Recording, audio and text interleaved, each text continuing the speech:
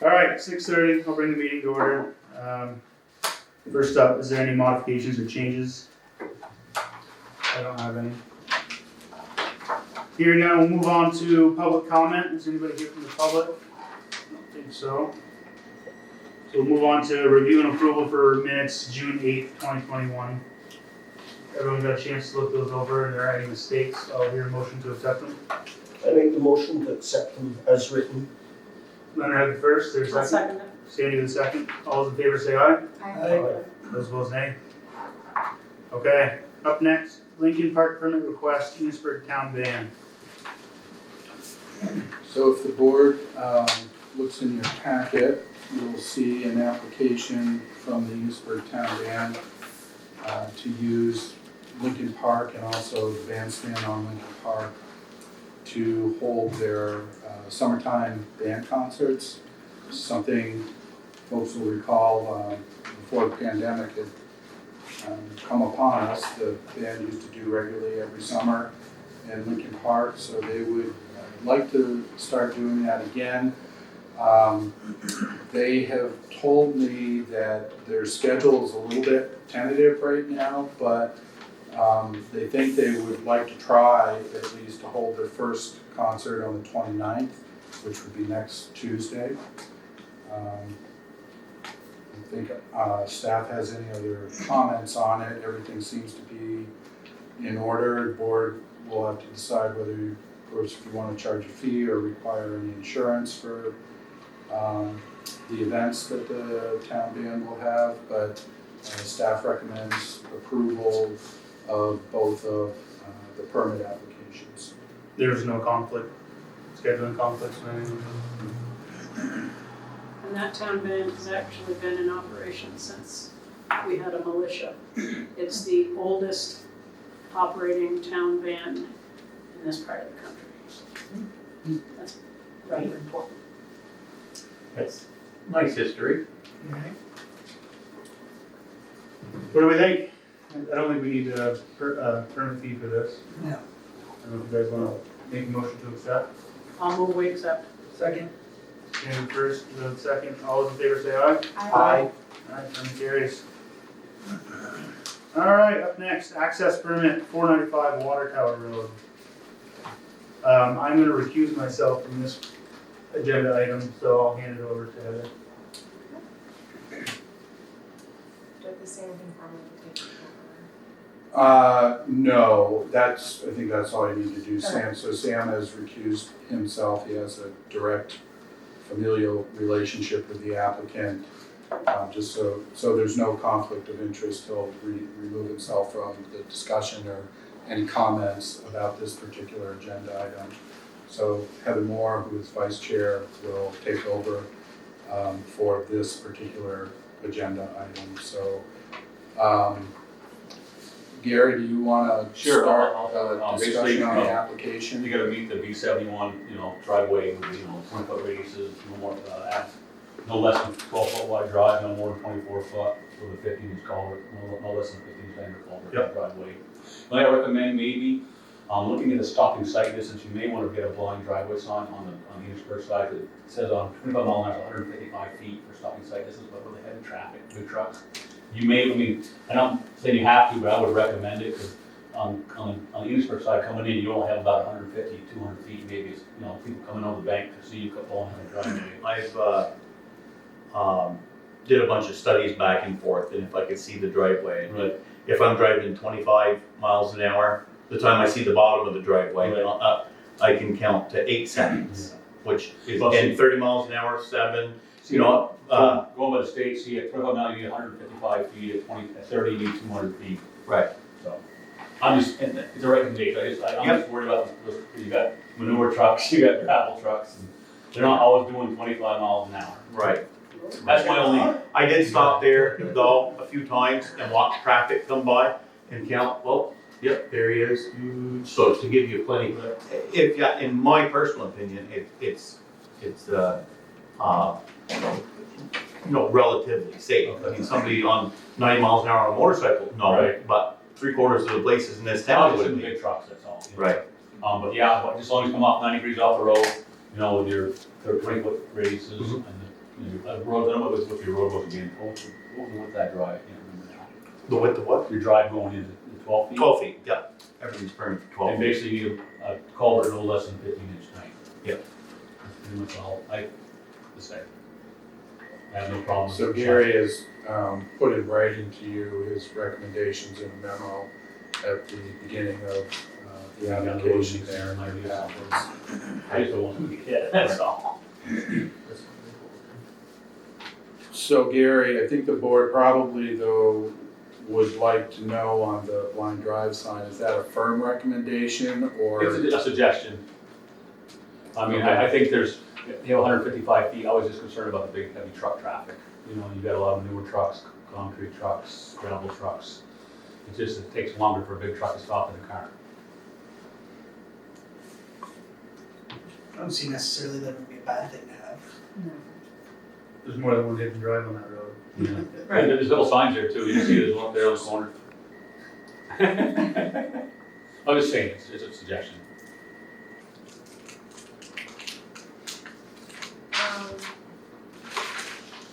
And I had a question, because they put minimum of 15, but 18 is Yeah, but- recommended. Yeah, but that's just on the state, that's verbatim from the state thing. Okay. 15 inches is what they got for drainage is 15 feet fine. Okay, so that would be acceptable. It's pretty flat, so we just need to make sure water gets through it. does. Erosion is not a problem in that area. No.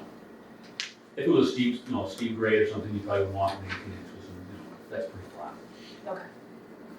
Are there any other questions? You know this drive, you guys all know this drive, right? I do. Pretty much. Not that I drive on that road every day. It's okay with me as long as all the standards are met. Do we, with this one, does the board want to make a motion as is with a recommendation of a blind drive sign? I make the motion we do. And it's still being a recommendation. That it's still a recommendation, that's what we want? Yeah. Well, not that I wanna be difficult, but I think for the applicant's sake, you need to be clear about that. You need to say, yes, you need to put it in, or no, you don't need to put it in. Otherwise, it doesn't What's the really, cost of one of those otherwise it signs? doesn't really About mean $200 anything. for that's the post, the sign, the anchor. So I make the motion that they put in the sign and follow their, as long as the driveway meets all these standards that you listed, should be good to go. So I'll second that because I think the sign is a good idea. All those in favor say aye? Uh, Only partially because traffic has changed so much on that road. Right. No, it's been there for 40 years, they even cut for the pavement, when they repave like that, so I just assumed it was a driveway. When I bought the land, it was told to me that it was. And, but no big deal, but they said that at the DRB, yep, we'll go through the permit process. Sounds like you just did. Yeah. It's simple enough. Okay. Sam, I pass the meeting back to you. All right, thank you. Okay, up next, electric department 42 Village Drive, window replacement bids. Well, we got one bid. I asked 4 carpenters, and we got one bid from Wendell Bashaw, which was below our budget. We had a budget $9,000, and his price was $8,590. But where is 42, on the hill? Yeah, those big 10-foot, 1940 windows, they're single pane.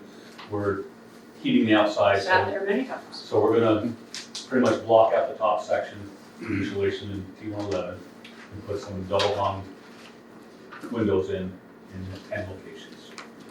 Have you looked into any energy kickbacks from like Efficiency Vermont? I have not. That may be something to look into, 'cause I know windows are included in the insurance and that stuff. I can do it. Particularly replacing what's there. Exactly, Would be yeah, a- upgrading. a the plus energy in the efficient stuff. Yeah, did he give you, expiration date on his quote? We have no, he didn't. He has, The only reason why I ask is prices are Yeah. doing whatever. It's they want. dated June 16th. That's when the bid had to be Yeah, in that's a by. good happen, that's when you brought it in. Gary, what was his price? 85, 92, I believe. Yeah, 85. Thank you. And since we got one bid, I had to ask you if you could set aside our free bid procurement policy. Yeah, I don't see a problem with it. I mean, if there's only one bid. There's only one You bid. can't make somebody bid if they don't want to. Right. It's been hard. You did It's been hard. to get 4 Not hard, contractors to bid. I'll bid 9,000. How'd you know that's what our budget was? You're late to. We thank you for your time. Hey, thanks, guys. Have a good night. You don't need our assistance. Yeah, I don't see an issue with it. We need the windows and it's under budget, so, I don't know if somebody wants to make a motion to accept Wendell's bid and waive the procurement policy. I make the motion. Either with the first or second. I'll second that. Larry with the second. All those in favor say aye. Aye. Those opposed, nay. All right, Wendell gets the bid. Up next, street paving project bids. Well, again, I asked 3 paving contractors, ECI, Pike, Hutchins, and Whitcomb. I had a minute pre-bid, and only one showed up, which was ECI. And we got a bid from ECI, but it was below our budget by about $83,000. They were $198,990. They're below. Yeah. They were like $83,010 under budget. That's cool. What? I'm just curious why there's maybe such a difference between the two. My estimate, well, mine's an estimate, I mean, it's inflated, I got a 7% contingency in it, and I usually run my budget a little bit higher, because you never know what asphalt's gonna be, so I usually am very conservative on my cost per ton, and so I usually, probably be a little high, it'll be a little low. Yeah, yeah, for sure, makes sense. And basically, last year we were below budget by, I think, 40,000, last year we had to do I think it was 70, wasn't it? 70, That much? I think it was, because we were gonna use that, actually, we did use it. We did. Band-Aid on Depot. Yeah, we did. Yeah, well, coming under budget's always good. again, I would request that the, They must be pretty busy to carry over work, I would assume. yeah, I don't think, you probably see the paving until probably August, September. I don't think it'll take them more than a week to pave this. Yeah, well, if the board agrees, I'll hear a motion to accept ECI's bid, of $198,990. $198,990 for the paving projects for 2021 and waive the procurement policy. I'll make the motion. Heather was the first, and the second? Second. Jane the second, all those in favor say aye. Aye. Can I take you too? Sidewalk project's in progress, we're gonna probably start pouring concrete on Thursday on Floor Church. I also, our painting contractor called us, we're gonna at least paint crosswalks on Main Street, he has enough paint to do just Main Street, not the sidewalk. It is the main street. So we got enough to do, and he says his supplier said he probably won't have enough paint until August. Wow. For white, White just paint. white. I see the yellows up. Yeah, white and blue is, I guess, the big color shortage right now. They wasted all of the white doing yellow and blue. Right. There's no white. And also the lights on the Echo Park have been replaced, they were under warranty, so Good. our guy, they had a 5-year warranty, I looked into it, and Mr. Gilmet does the replaced ones, and our guys, we put them back on the building, so they're all working now. Perfect. Good news. Yeah. All right. Okay, up next we have village diversity training. So the board flips in your packet, you'll see a memo from myself and several pages of just some educational material pamphlets from companies called CQ. And you guys may recall at the last Board of Trustees meeting, Yes. it was requested that getting the diversity and equity training was asked to be put on the manager's priority list for 2021. So after that, I did contact CQ, which is the company that Heather had submitted materials on for the 2021 budget process, and we had budgeted funds based on the information that Heather had provided for this subject. So I spoke with a woman named Kathy Johnson from CQ, and she told me right up front that they are not scheduling any new assignments or classes until October. I guess they're booked up until that point. My impression was it's probably not gonna work out for this year to enroll in the intensive series class, which they had called We All Belong. That was the name of that series, which was a part of the material that had originally been submitted for the 2021 budget process. That was a series of classes, if I'm remembering right. I think it was taught over 3 months, and you did one full day each month down in Burlington. So it was 3 full days of training over a 3-month period. It didn't sound like that was gonna work out to do this year, but the woman I spoke with, Kathy Johnson, said that they could probably put together a class or two and maybe come up here to give some training in, diversity, equity type issues. But she really wanted to know, what. Well, there were 2 specific questions which I wrote in the memorandum that she really wanted me to come back to the Board of Trustees and have a discussion with you guys about. And one was, she wants to know, what does the Board of Trustees expect to get from this training? And what is your purpose for requesting that the training be taught to municipal employees and the Board of Trustees? And then second, what type of training are you looking for specifically, within diversity and equity? Are you looking for like racial type issues, cultural issues, gender specific issues, religious, or something else? She wanted answers to those 2 questions before she would really talk with me any further about trying to get something set up for the fall about this. So I couldn't really answer those questions. We didn't have any in-depth conversation about those kinds of issues, like what do you guys want to get out of taking these courses, and was there something specific within the issues of diversity and equity that you wanted to focus on, that you wanted to make sure was part of the training. So I opened it up to you guys for discussion on that. Any feedback you can give to me, I will give back to the CQ and see what they can come up with. Since I'm fairly new here, I'm kind of curious, did we have an issue that somebody complained about something, or Not to something my not knowledge. handled properly? I haven't heard of anything.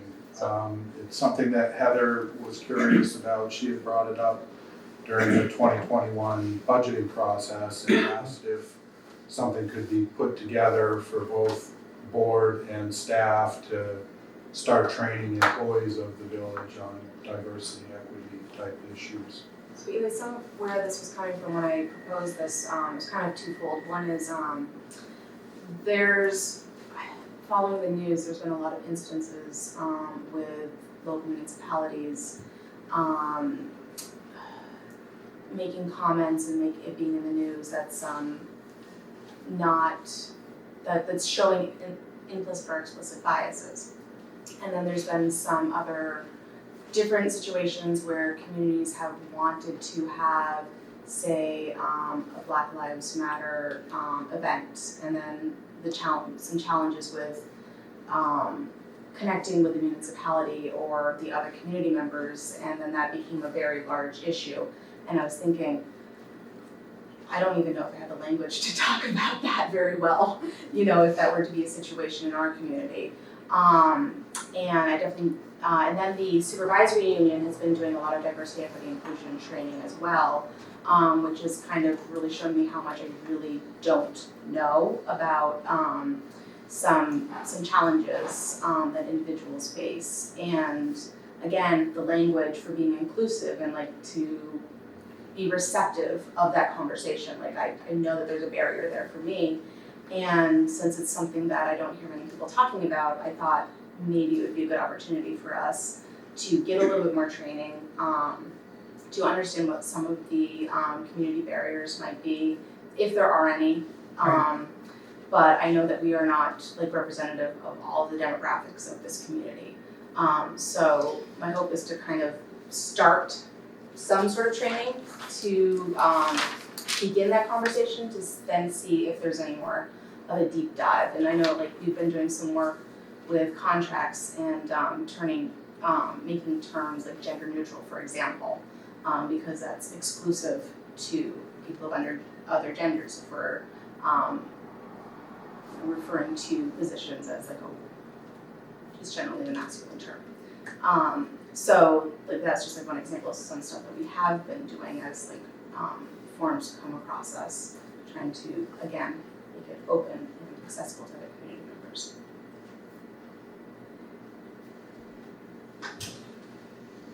Jim? I think it would be really, a suggestion is to think that someone from the school system could come and visit the select board and talk about the things that they are doing in the schools and why they're doing it. Because other kids in your school system and parents in your school system, I think that'd be a good sort of orientation to see what you do want to Give talk them an about. idea. You don't want to talk about it, this is, we're the community. There's not any color in the room, that you see in the room. And yet folks of color live here and people are different than us. We're all different. However, that wasn't trying to preach there. My point is that school system doing this now, and have those people, and somebody could be here for 20 minutes to a half an hour, and then give that to you, and then you can make a decision whether you want it. Because right now you're kind of in a vacuum. Right.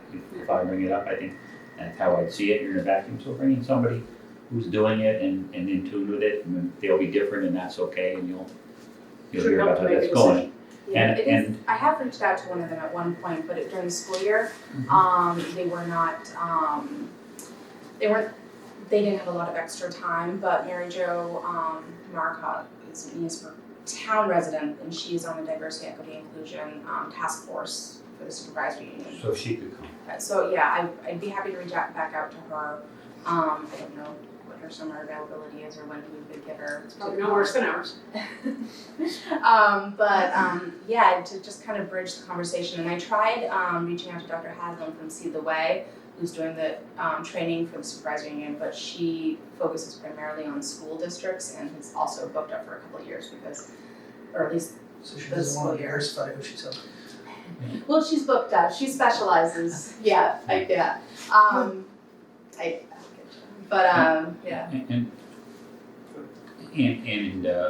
it is at least one local paper and one statewide paper, and that has to do with employee behavior off the job and going back 10 years and how that jumps to now and creates problems. So just having that headset, being aware of it, understanding that it's out there, can't hurt anybody, in my opinion, as a non-citizen, well-paid volunteer. That's my opinion. But that summarizes it for me, Jim. Yeah, I wanted to Make make sure you get a raise. so I don't know what if there's a focus just right now, other than introducing the topic and. I like what Jim said, and I kind of feel like, we should maybe semi-table this until you can get that lady to come speak to us. And it's a way to start She's willing small and then go from there. Give us an Give us idea of some what more we're kind of guidance. getting into. I don't know anything about it. Or use our local resources before us. Eli, I don't want to be too nice, but that's really good that you said that, because that's what this person needs to help and come in and get that started. Right. And then you have some framework, some reference point, which is totally, in my opinion, understandable. You should always leave your mind open, Yeah, I've looked into other options too, Vermont Works for Women and Peace and Justice Center, but they seem pretty specific on specific topics. I feel like jumping out and spending $2,000, $5,000 on something we don't really know what we want to be trained on. We know what we want, but we don't know Yeah. how to get it. Right. We want safety for the village, and if an employee says something or does something, that's kind of what I'm gathering is to be our goal, but we don't know exactly how. to implement that problem. That's what I liked about the CQ Strategies project is that they would take the task force and they would kind of work on where's your starting point, and that they would help us figure out what our starting point is and then build an action plan from it. That's why I really like It the sounds like program, but they're in not Jonathan's available. letter, they don't really know where to start us at. They want us to tell them where we want to start. Right, yeah, and I went through that with them before when I was working with them on a different project. Yeah, you need to get them, they need, because they were kind of building a curriculum, they were tailoring it around the specific organization. I guess I'd like to speak to the school lady if she would be willing to come chat with us. I'll see if I will reach out to her and. Even if she can't be here, we task could do force. some sort of a Zoom thing probably. I'll see if I 15 can minutes, get half an hour, whatever it on an takes. agenda. Yeah, sounds like we've So got a you're plan. gonna, you're gonna contact her then, Heather? Yeah. Okay, so I'll just wait to hear from you, once you got a time that she's able to come in and talk to the board at a meeting? Okay. Yeah. Come in or virtually or however. Yeah, I'll see if she or somebody else could come and help walk us through this. That'd be good. All right, sounds like we've got a plan. Okay. Is that all for that agenda? Any more questions, comments? Yeah, I think we're good, so I'll wait to get back in touch with CQ until after we meet with, the woman from the, school system, and hopefully that'll generate a little more, specifics about what the board would like to get out of classes with CQ. I think it's a question, you don't know of any other municipalities in the area that have received training? I know. I've heard of some. I feel like St. Albans has recently, actually. I guess maybe that might be even better than having someone from the school come, because again, that's gonna be kind of school focused, that she's gonna know about, where if it's a municipality, they might know, it might be different. Right, yeah, there might be different focuses too. Right. And I do wonder, There's a list of companies, I guess, organizations that they've helped. I didn't see any municipalities on there. Mostly Right. education and community-based. yeah, I was definitely having a hard time trying to find organizations that would be a good focus and good match. Yep. Do you have a degree in this, Jim? At this level, you just need somebody smart to come in the room. Right. Yeah. And get Somebody that knows more than you do. and it's about inclusion and diversity, and it isn't that much different from one place to the other, in my opinion. Yeah, well, Highly paid. sounds like we have a plan anyway. We'll go from there, but. Okay. Next item on the agenda, American Rescue Plan Act update. Yes, so I wanted to keep the board informed on things that have happened recently with ARPA, which is the acronym for that stands for the American Rescue Plan Act. And let you know that over the last week, there has been quite a bit of activity in regards to the state rolling out more details about the ARPA program. So I'm gonna spend a few minutes just describing what we know so far about the ARPA program. There is still a lot that is unknown about it as well, so I wanna say that up front too. I don't have all the answers, Abby doesn't have all the answers right now either, nobody does, the state doesn't have all the answers right now either as to how all the different parts of the ARPA umbrella are going to work, but we are learning more about it. And that's kind of, I guess I'll start off by saying that you need to think of ARPA as kind of an umbrella. And within that umbrella, there is going to be quite a few different programs, different pots of money that are going to become available to state government, the little bit of county government that Vermont has, as well as municipalities too. And as the state figures out how they're gonna administer these programs and what sorts of hoops the state wants municipalities to jump through administratively in order to apply for and then take care of the funds that are being offered through ARPA. I will do my best to try and keep you guys informed about those things as well.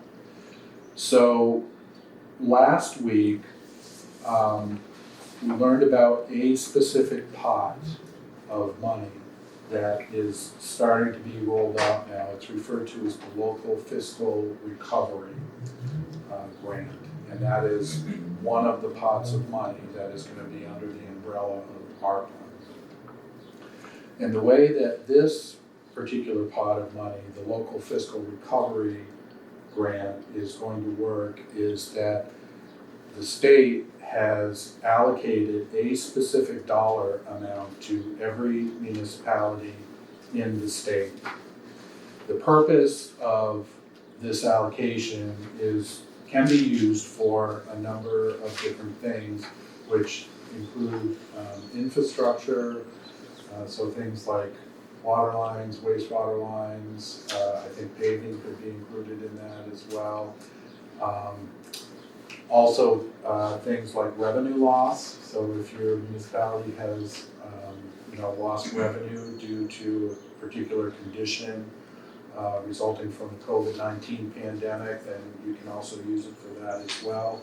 There are a number of different things that this money can be used for. Enosburg Falls, the village of Enosburg Falls allocation under this pot of money is $134,314. And if you guys want that, I can got a printout for you if you want to look at it. Does anybody want to see that? It's also got other municipalities I was gonna ask if there's. in Franklin County on there as well, so you can see comparison. Do they break down per capita? What was the? I think that they based it on population. So there are other municipalities that are getting significantly more than we are, and I think, my understanding is, it's because it's based on population. Yeah, it's based off 2019. Yeah. Yeah, I see that. So, even the town of Enosburg is getting more than the village of Enosburg Falls is.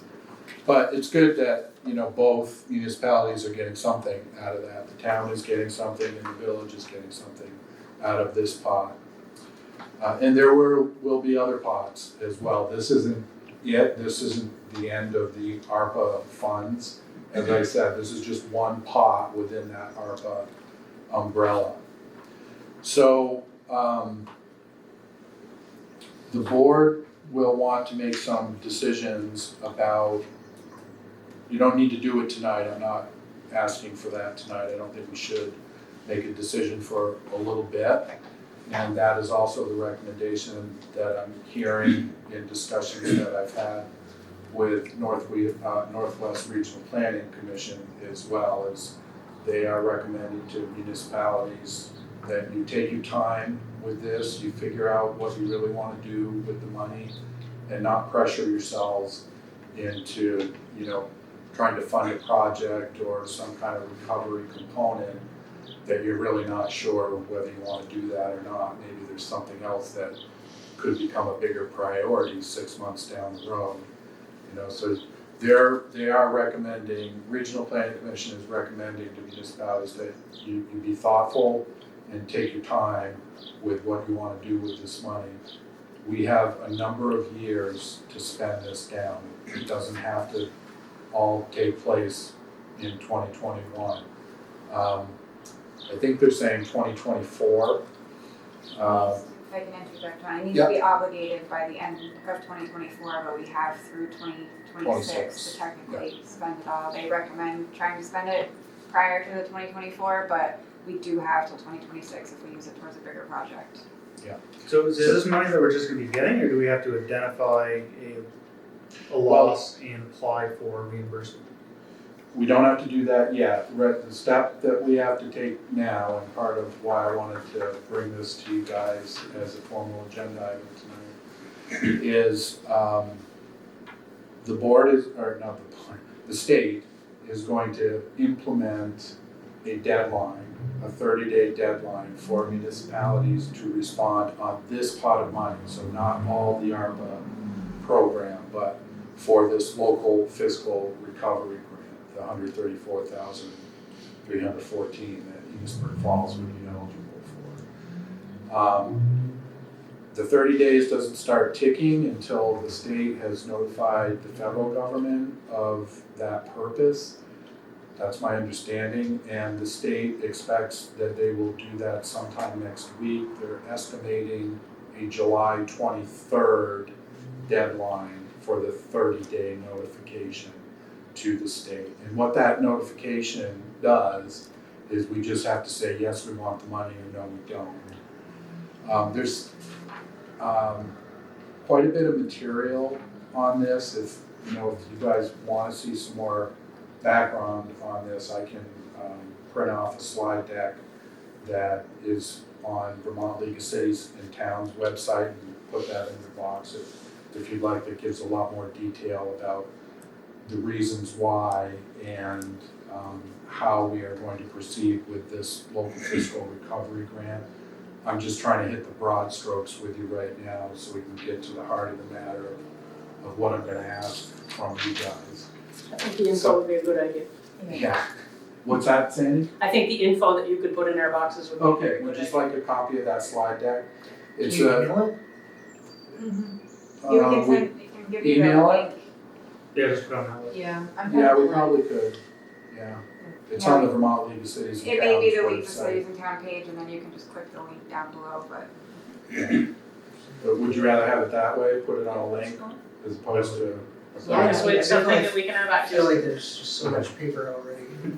Yeah, well, Yeah, and I sure. didn't put the slide deck in there because it's it's about maybe 31, 32 pages, something like that. So, it's not something you're gonna go through in 5 minutes. It's gonna take you a little while to sit down and read it and understand it.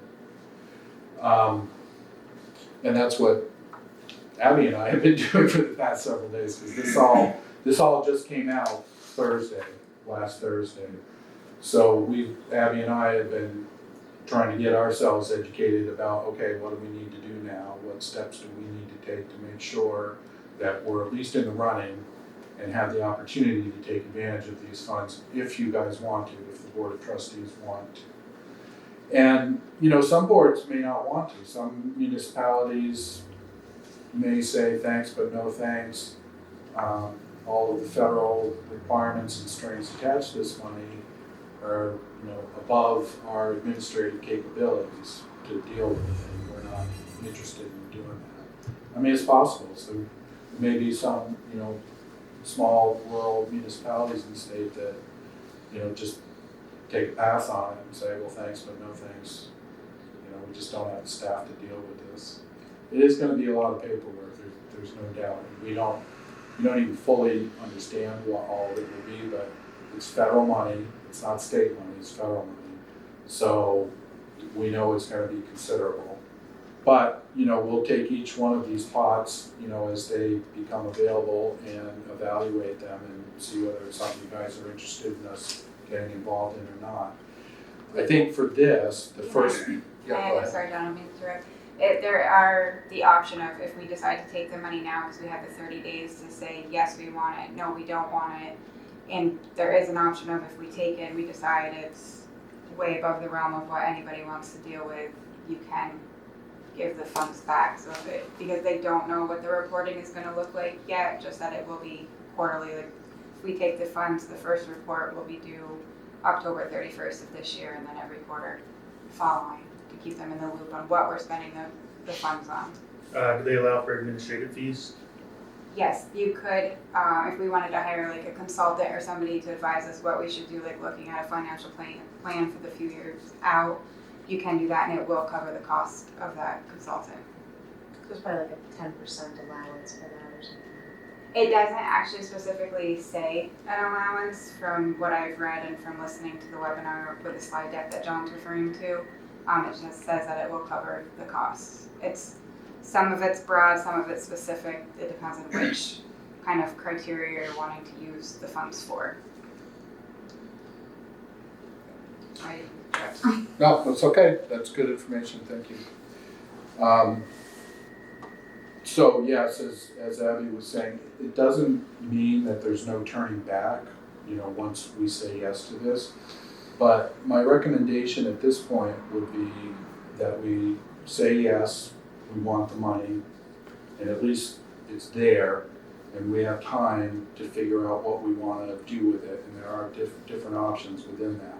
And as I mentioned before, there will be different pots of money coming up within ARPA as well, which may change how you want to spend this money.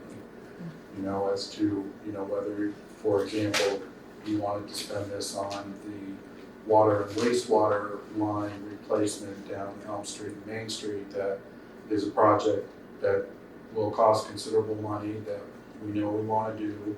We've been talking about it for several years. We're in the process of doing an engineering study on that project right now and should have some numbers together within the next couple of months from Aldrich and Elliott, the engineering firm that's working on that study on our behalf. That's a project that could be eligible for these funds, but maybe there's going to be a different pot of money coming up under ARPA that would give you more money, for example. Maybe you want to use that project for a different one, because one of the criteria that I noticed in here, and you'll see it in the slide deck, is that it appears to me at least they're saying you can't use federal funds as a match against other federal dollars. So you won't, for example, using the Elm Street, Main Street water and wastewater line project, I can tell you it's going to be way more than $134,000 to do that project. So you couldn't take this pot of money, and then if we get a different pot of money, 6 months from now out of ARPA, say, oh, well, we're going to take some out of that, and we're going to take the local fiscal recovery grant and use those two together to finance the project.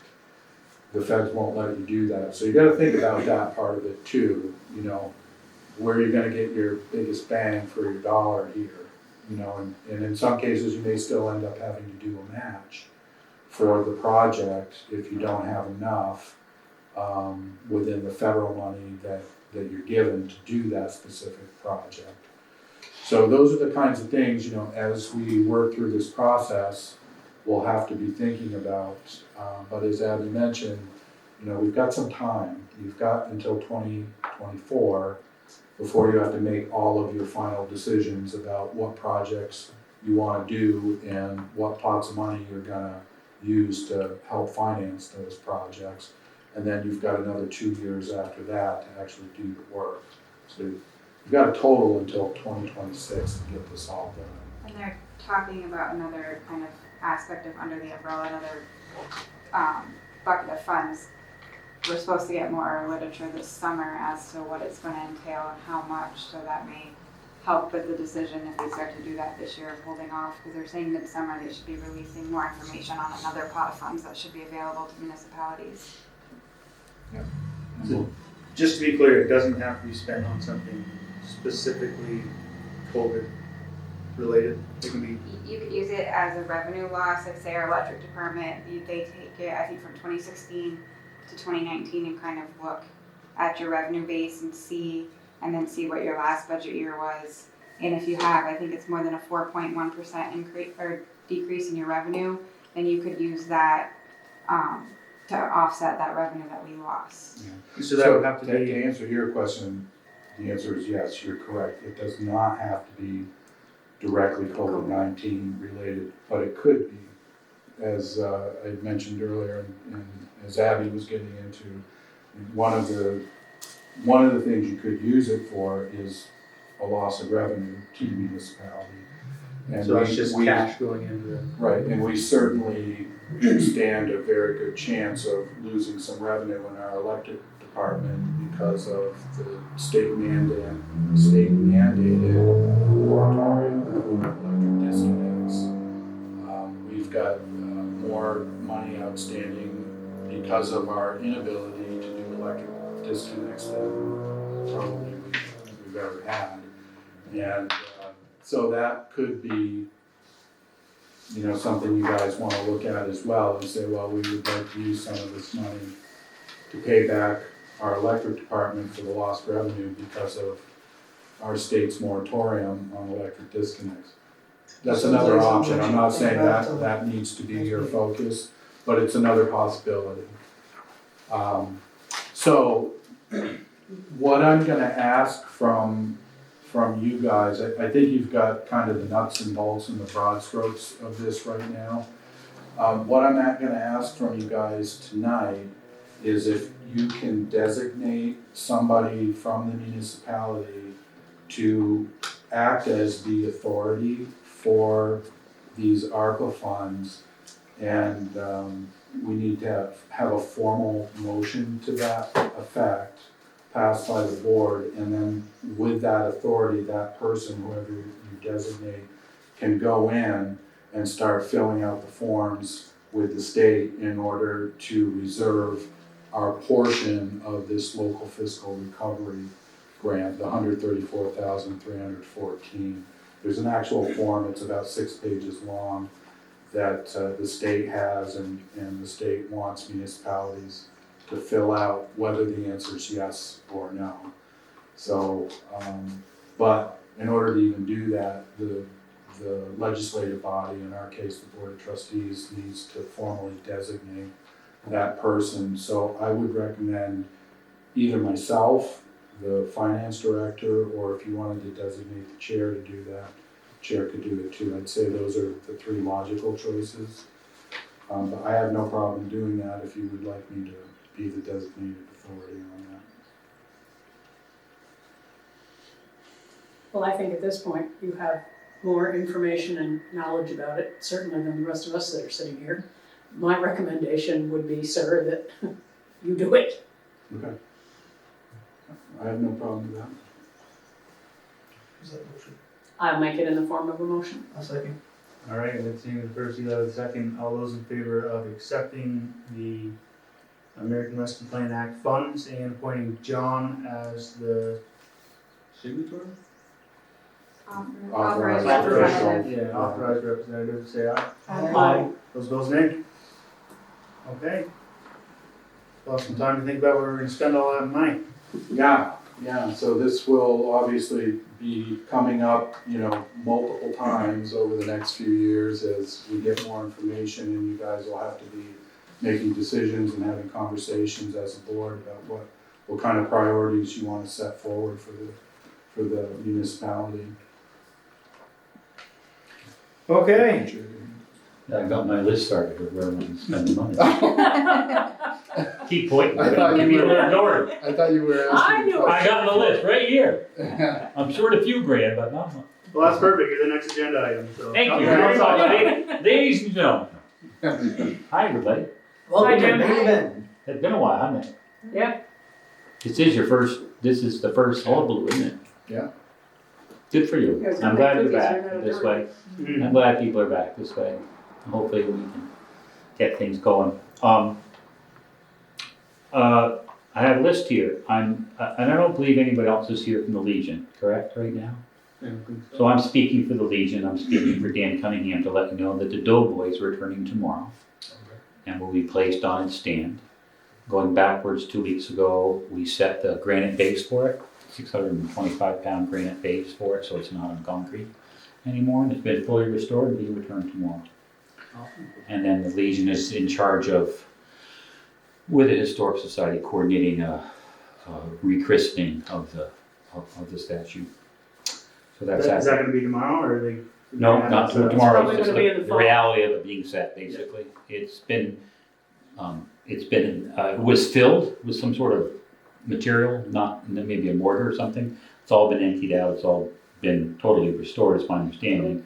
And fundamentally hollow, so it's much lighter now, so it's literally 3-4 guys picking it up. And Rick Green actually saw it last week Mhm. at the place in Essex where it's being done, and he said it's just beautiful. That's good to hear, Absolutely yeah, beautiful. that was $11,000 to have that redone, and that winds into this for a second, so, this part of it for a second. So, a year or so ago, we had a donation as a base to put in a new fence around the Doughboy, around the Doughboy. And that went out to the community as we need to raise another 5,000 to cover the fence, or 6,000. We raised just over $24,000 in about 6 weeks from different donations, from the EBA, from individuals, from the Historic Society. Just people donated that much money. So the fence was paid off, and it's there obviously. And we never took care of the stuff about donating it to the village. We should deal with that someday, I guess, legally. But that clearly was the intent of the group, and everyone expected that to be the case. So the fence was put in and all taken care of, and then the Doughboy came up. And so the consensus of was the group that gave that money, we would then support the Doughboy getting taken care of. And the Legion had raised some money. And then they got at least a $4,000 or $5,000 grant just recently to help pay towards the Doughboy, which was, well, interesting, both were $11,000. The fence was $10,500 and the Doughboy was $11,000. And so I just asked Richard Broder today to reconcile that. Because that money all went into the EFEDC because we were a nonprofit and Richard's bonded, so we could, show everybody where the money was going. So that's a really nice story, and to say that one of the things that's not continued, but on our list for a while is replacing the lights in the park and making them the historic lanterns that were there. So I'm telling you, my own personal opinion is that would be a logical next step for that money, which will be voted on by everybody who gave the money. But I'm just telling you what some of the, we sort of had the Lincoln Park fund going for a while, and so we'll go for that. So Richard will tell us in the next few days, maybe we'll know like Thursday night, which is our regular initiative meeting at the hotel. That's where we have it. We do have it, pardon me for hate that phrase. We have the meeting there, and we Zoom as well. We allow people to participate in the way they want. And the hybrids have worked well. Yeah, surprisingly they have. Yeah, they've been totally fine. I'd like to see more bodies in the room. There's just no question at my end for that. So there's the long story about the Doughboy, and a nice, relevant, local long story about the Doughboy, and getting it done and getting it up there. And then the money that's there and what we might try to do with the next batch of money that we have for now that was all donated by people in town. So a little more mundane stuff. We have a couple of bike stands. You've been hearing about them for way too long. I did contact Dig Safe. I did get approval. We're going to put one in the park opposite the Masonic Temple door almost. You'll see a white dot there. Did that in conjunction with myself and Gary and Dave Trihorn. We just said, where does it make sense and whatever. We're placing it in such a way that it can be picked up and moved. It's, for some bizarre reason, it actually gets bolted to concrete. So I'm going to try to set that Friday morning, and then a couple days later come back and put it in the post. It's a very nice thing we're adding, by the way. It's very high quality. Very attractive. Very clean, very orderly, very straightforward. And then tied into this too is, if you weren't aware, 2 years ago, there was a very large grant that Northwest Regional Planning got for the rail trail and signage and study. And 60 of that grant went to study and 40 went to signs. And they were supposed to be produced. And I take from Ellen's email that I just saw that they're probably ready. And the initiative had agreed to install them on our side of the world that meets here. They're very nice signs. They were paid for by a grant, and they say downtown, ice cream, go to the river, that kind of stuff. Things tied into the rail trail. They're going to run from St. Albans to Richford with a big focus at, believe it or not, Sheldon Junction and Richford. We're sort of the way place for people to hopefully try to bring them through the town. Tied to that, and probably is going to be a request, I guess, is back to the Trihorns, the people that you just love to love. So as you know, they've taken the lead on the Masonic Temple for a long time and successfully making that keep going. They're also volunteering at the Opera House, just so you know, on the tower of the Opera House. And then they want to try a pop-up welcome center again, which we tried but couldn't find the manpower or couldn't make it. We couldn't make it work. It's okay. We tried something. It didn't work. And it didn't work. They really have an investment in having that start up again. So, another nice story. Nice stories, okay? So, we started working on the Masonic Temple, and the Trihorns took over. They did. They just took over, and we helped them as much as they wanted, but they did their thing. And then you guys put portalettes in the park. And then Sean put up a Wi-Fi on the corner of the park. So now there'll be a welcome center with picnic tables, a bathroom, Wi-Fi, and a bike stand to fix your bike. That wasn't there, nothing like that was even there a year ago, right? When you think about it, none of those elements were there. Incredibly welcoming. Yeah. So what we'll want to do, back to the, I'm not making this up, I'm thinking of it now, is we're going to want a request to allow us to put up sandwich boards on the weekends. We want to put a sandwich board up at the rail trail by the auto parts place, and one down at the river, and maybe one at the other end of the rail trail. Roughly 75 to 80% of the people that get on a rail trail to ride their bikes get to the maple fields and stop and go back to St. Albans. We need to get them to come into the village and buy ice cream, coffee, groceries, whatever, have lunch, do those things. And hopefully the park, we can get a reputation for the park to do that, to bring people into that and make that happen. That's all volunteer, not asking for any money. We're gonna man it with volunteers and see how it goes. See if we can, if there's activity enough to bring people into the park and make that happen. And the vestibule of the Masonic Temple, which is where the new welcome center is going to be, has all been cleaned out and spiffed up. Looks better than it has in probably 75 years. And I think it's going to be, and there are bathrooms there as well as the ones that are the portalette that's in the park, which is a huge plus. I would just, Jim, recommend that you touch base with the zoning administrator on the sandwich board signs. I don't know if they'll require a permit on that, but they might, so you just wanna check with Jesse on that before you put them on. Yeah, we talked about something else, last the same question. They go up and come down in a day. The idea is we're trying to drive people downtown. He's there like Monday through Thursday. Yeah. I'm in town a lot this week. So I really, that covered all of those things. I'm just gonna go through my list, and these are sort of they are tied together. So, I think most people are aware of the fact that there's an initiative to redevelop the Pearly Block. Y'all kind of know that or don't know that? Okay. No, I heard about it. So since Christmas, Tim Smith is the head of Franklin County Industrial Development Corporation. There's those all around the state.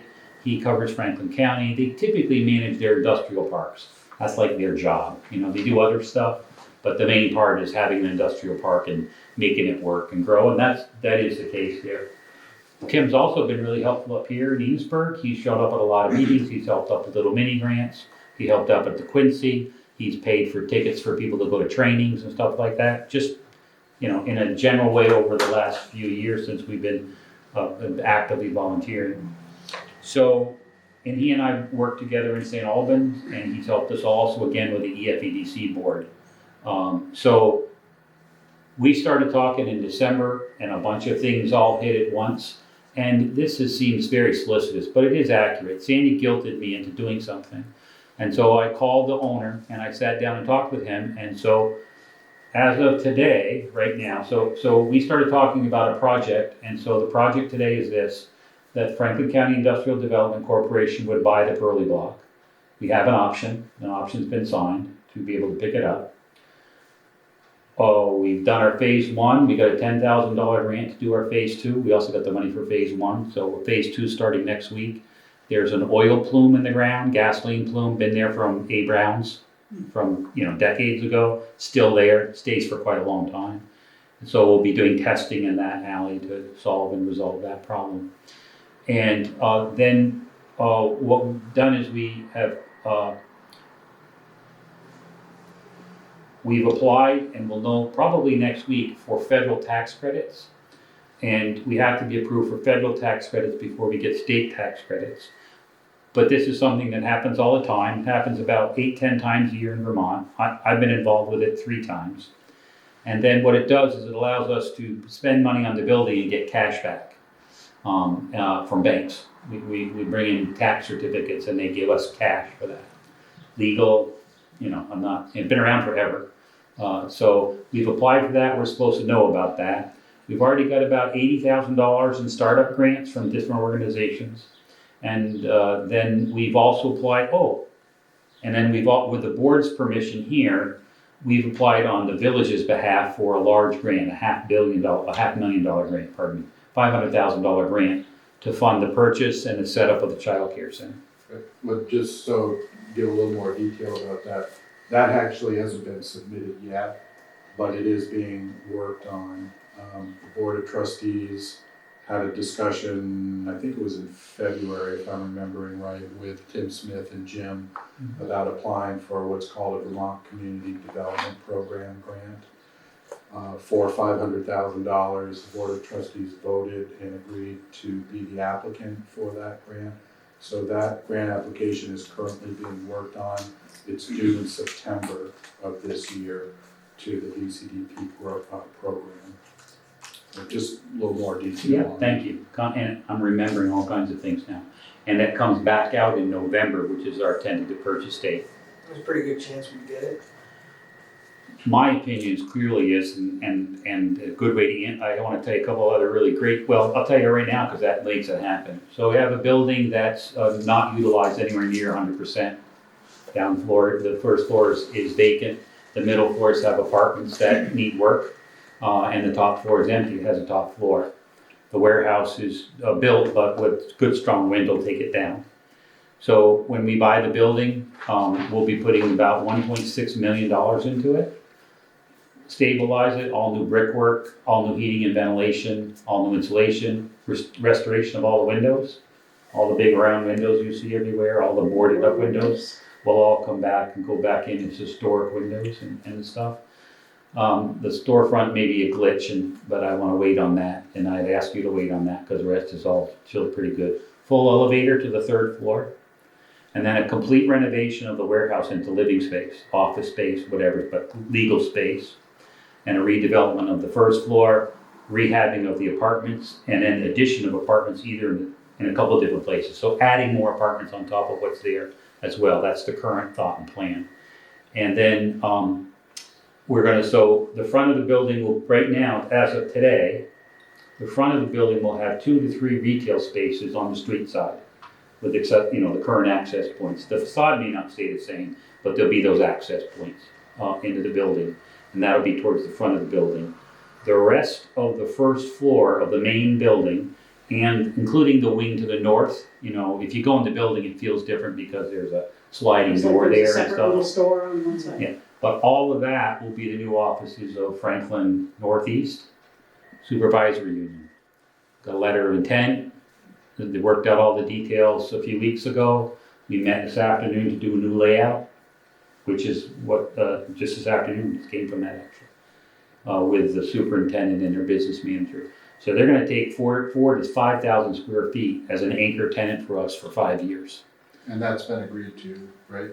Leases haven't been signed, but the board has voted. Conceptually, We said submitted an yes. RFP, the board voted to approve it. I'm talking over you on purpose, maybe, I don't know. And then the dollars have been discussed. So, yes, I mean, everything is not there, but they've been wanting to move to Enosburg forever. They got 3 RFPs, we were one of them, we declared our money, and we gave them Tim, not me, Tim gave them a very reasonable deal on grade A office space, all brand new, all fit up for them. That's a great anchor tenant to have in there. Absolutely. Office people who are coming to work, educators coming into the village. Not rabble rousers, Oh, wait a minute, Discretionary income? we're not gonna let them come in. We don't, oh, pardon me. I'm very excited about this project. The back of the warehouse will be a 2,500 square foot childcare center.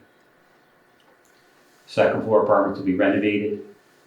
Third floor, I'm hoping to add about 3 apartments, very nice apartments on the third floor, all brick, big round windows. That's just Really a nice. fabulous space. Really, really pretty, nice space. And then the second floor of the warehouse, we'll have a brand new second floor of the warehouse, that'll be all code compliant. The whole building's being sprinklered, just, the whole place is being sprinklered. That'll either be more offices or apartments. There's the program. We've hired a consultant to help us with childcare, who's been run 15 years experience running childcare centers. She's helping us design the program, the layout, staffing, dollars, all that stuff. And there's a huge problem, because I don't know how childcare centers do it. There's no connection between income and expenses. There just is none. It's crazy. She ran a full set of numbers for me, and there's no way to make the math work. So this is really gonna be a really huge but necessary challenge around the childcare center, and I can go on a long time, but I'll tell you two other very nice things, then I would be happy to answer any other questions about it. So, make a long story short, INS building crapped out, right? They had a big flood at INS. The INS building, Immigration Service, 8-inch water line broke, took out the whole bottom floor. Gone, wiped out floors and sheetrock and wiring and everything. And I don't really know, someone here may know the answer. And then they abandoned the building, they're not going back. They put out an RFP, that's a fact, put out an RFP for a 55,000 square foot building in Franklin County. Nothing like that exists. So the fate of those 500 or 600 INS employees, many who live in Enosburg, and a whole ton of others who live in Franklin County, is up in the air. That said, we just outfitted the entire new St. Albans police station with grade A furniture that was going into dumpsters. Talking grade A, wood furniture, office desks, every padded chairs, everything you can imagine. And we got everything from the child care center. Every piece of furniture, every appliance, every desk, every chair, including the outside playground, with all the mats and everything. All of it's being stored in a warehouse at the Everready plant. And then the day after the board, great story, isn't it? You don't hear this one every day. Seriously, come on. Absolutely. Where's the love on this baby? I'm trying not to yell, I'm trying to be good. So, and then the Wednesday night, the board voted to, this was planned. So their business manager showed up at the INS building. We fit up their entire office for the paralegal. All their desks, all their chairs, all their bookcases, all their racks, electric desks that go up, the kind that you pick up and hold in place, 14 cubicles. I'm getting goosebumps, on and on and on and on. That's all stored at the Everready plant for free. So when they're ready, we have all their furniture. We met with the architect today, he'll be designing for that furniture. Think about that. Furnished Like, office. It's every time. fantastic. Yeah. What Completely a furnished. Yeah. boon complete. to Enosburg and what a gift to them. That's wonderful. So, and for the record, pardon me, my guys moved all the stuff, Tim Smith paid for it all. He used let me be clear here. Tim has a discretionary fund that was related to COVID. So he's been using that to help people in town with different things. So that's how he covered moving, 4 days, 8 guys moving furniture.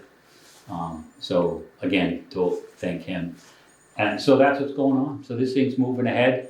The next big step is hearing about our federal tax credits. That's not a done deal, but my opinion is, based on my experiences so far, and everybody else's around me, is about 85% likelihood we'll get those.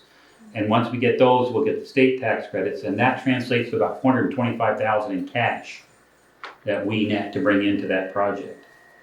So we have to spend it to get it, but it's how the Quincy block happened. That's how the Quincy Hotel happened. Would those federal tax credits benefit us on the application, the grant application? The one that's due in September? I'm not following you. Say, I'm listening, but I'm not quite getting it yet. Go ahead. So you said you're gonna be applying for federal tax credits for this project. That's So right. if we include that information, if they are awarded on our grant application, would that be beneficial in any way? Yes, Yeah, it could it's be. part of it. Yes, now I understand. Yes. Yeah. If VCDP likes to see things like that, they like to see that a project is not only looking towards them as a possible financial source, but also other available resources that are out there in the state. Don't know if you'll have an answer by the time VCDP. You're gonna have an answer next week. Oh, next week, you said that, that's right, yeah.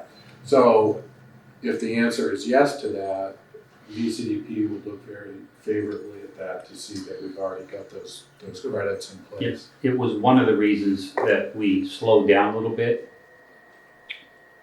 Usually, yeah, which one of the reasons we slowed down a little bit was to get access to that fall where we'd have all of our things lined up rather than apply in July and have a lot of questions out there. Yep. And frankly, now with everything we add to this, we've got the furniture, we've got an anchor tenant. Everything we keep adding to that only makes people happy. Yeah, exactly. Downtown revitalization, people coming to work, better apartments, day childcare center, rehab of a historic building downtown. Somebody find me something there that doesn't work, you know? And for the record, in the camera, which is intimidating apparently this evening, is even though they're a 501, and you know this, Sam, because we were part of this before, but it'd be good for Eli to hear it, is that even though they're a 501c(e), they will be paying property taxes on the building, and that is budgeted into the building, you know, revenue. They're not gonna be coming in and saying, we don't wanna pay taxes, or you can't tax us. That's for the record, we've said that multiple times, but it deserves that. So it'll also increase your tax base, your grand list and your tax base, not just your grand list, but your tax base. Since it is a 501c, would you be looking for a tax stabilization program from the town? I don't know that. I just don't. And that would clearly be, you know, if Tim were here, he would probably say, yeah, sure, we want to talk about all those things. I think that we've already made, Tim's group, and I agree with him, has already supported that we're not coming with a nonprofit to the downtown. That I've been through this a lot with people in St. Albans where there's a lot of, well, you want income producing, you want buildings you can tax, right? You're going to have this, you're going to have that, but whenever you do that, you have that. The issues that we will talk about, I haven't talked with Tim yet about tax stabilization. I don't think that's going to be a big issue for us. What might be a bugaboo for me, and we'll talk about it, is going to be water allotments. You know, what's that upfront cost to us? And I'm going to contradict myself here, and because this is a really important thing in my mind, it is an important thing. It should be in everybody's mind to understand this, is that we're in a place right now, like you guys are, where there's a lot of startup money. You know, there's a lot of money to get things going, not much to keep things going, and that's where the rubber hits the road, right? You talk about it, you hear that paradigm all the time. So we've got all kinds of money to get a child care center started, you know? Everything, paint, you know, equipment, we can get it going. We might even get some money for the first year, but there's a huge gap in the revenue stream that's needed to run a quality child care. So the whole world has to figure out how to take care of that, because it's not being taken care of. And it's a disservice to the kids, the parents, and the community. Vermont numbers, and then I'll stop for the moment, possibly. So, you know, you'll hear people talk, you'll hear the paradigm of why won't the government stop giving people unemployment? And so they'll come back to work. In Vermont, that unemployment equivalent, when it all put together on the average, comes out to $17 an hour. That's what someone who's staying at home, taking care of their child, is getting for unemployment. And they're gonna tell that same person to come back to work for $12 an hour, work, pay taxes, and then pay $300 a week for childcare. Would you do that? Is that a business model for your house, for your business? I stayed home for the first 4 years with my kids, so. We don't have people in the workforce, and one of the reasons big reason we don't have quality childcare, and it's affordable. People who can't and don't want to leave home, and if they don't and can afford to stay home, that's fine. This isn't a push. It's to say, think about that if you're home. If you're sitting at home and you think that's a lot of money, well then come back for 12, pay taxes, then pay for childcare and a car and rent and tires and gas and all those other things that happen in our lives. Great that you're adding, and I'm sorry I'm on my soapbox for a second, but as someone who just went back to work full time last month and had to put my two with the childcare, I think I called over 15 places between Sheldon, Franklin, Enosburg, and I think even like Swanton, which would be way out of our way, to try to find childcare. So there's Thank you for definitely saying a need it. in No. this I did that area. 6 years ago. Yeah. Like, as soon as I found out I was pregnant, I called It's- everybody. and the rates to, like he said, to be able to afford quality childcare in this area, it is a definite issue. So I'm pretty excited to hear that you're putting a childcare facility. 40 there. slots. 40 new slots, that's what the current plan is and the current budget's built on. And then to tie it back on some other level, good or bad, the supervisory union loves the whole thing, and part of one of the they love it is they're gonna book some of our childcare spots for their employees. They report, they hire somebody, they come to work for 2 or 3 years, they get trained, they have a baby, they can't find childcare, they leave. Is this a You paid just invest service all in or? running that person. free that happens. I don't know. This is this Oh, childcare thing It's is a really, paid service. yeah. can't People would pay be, to have their People children. would not pay to be have their discussed It was enough. like a community funded. Can't not be Not, discussed. not at an extortion level, Right. but they would pay to have their children there. Yeah, Right, was some of the point, Jim, the childcare is that the, keeping the rent low or no for the childcare center, right? So that it was an affordable business. So yeah, that and was it's part still of why not. this works for the childcare centers, that they Yes. wouldn't have a huge rent They don't have fee. much Throw of that one out at Yeah. us.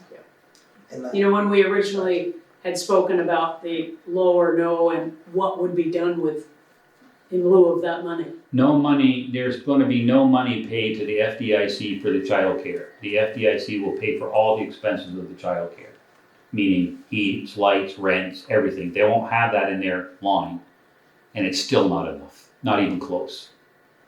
So, more tenants, more rent, we're just gonna start looking at what more.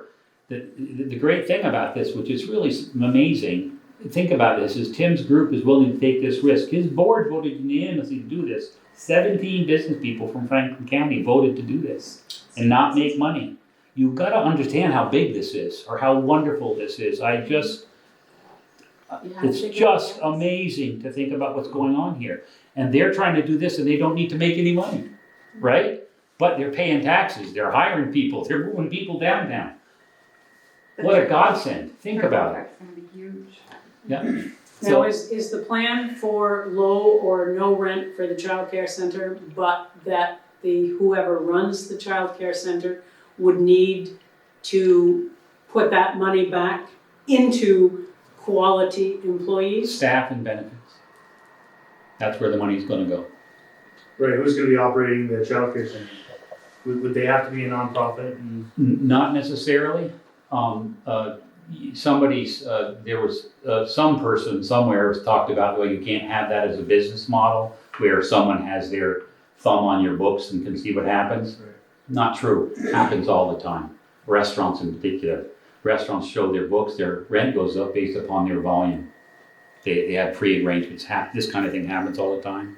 My guess is there'll be an RFP out there for people to come in and who want to do this kind of a program and work the way we want to. And then there is the possibility that a nonprofit will run it, either an offshoot of Tim's or an offshoot of something else. There's too many things to talk about that are good about this, but you're absolutely right. That part of the whole program from the very beginning is the space the child care center uses, which is about 2,700 square feet, won't cost anything. And the going rate for that would be $8 to $10 a square foot triple net, so you can figure out what that's worth.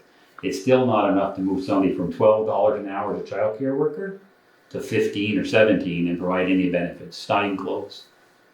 Is there, It's just a huge, what can a parent pay? You know, what can a parent afford to pay? And what can you afford to pay somebody who's gonna stay for a while? You know, who's not gonna, is there ample outside space there for the playground and all that stuff? whoops, pardon me, that's not alcohol. It will be later, but it wasn't now. Yes, we will have a small attached green space, and we've had 2 conferences with, I've had 2 conference calls, Sandy was there one day, with a licensor. And the licensor didn't get our project the first time and very much got it the second time. We also have the park, and we also have the rail trail. And all the kids don't need to go to the play area at once, so you can have a relatively tight area and meet the standard. So yes. I didn't know how much space was actually associated with that building. More than it looks. Yeah, quite a big lot actually, at least double the size of the building going backwards. If you go back to Almost a Jack Bass house. it is, to corner Jack Back's house.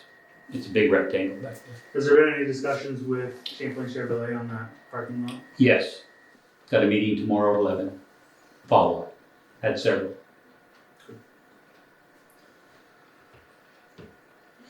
All good news. It's really something great, I think.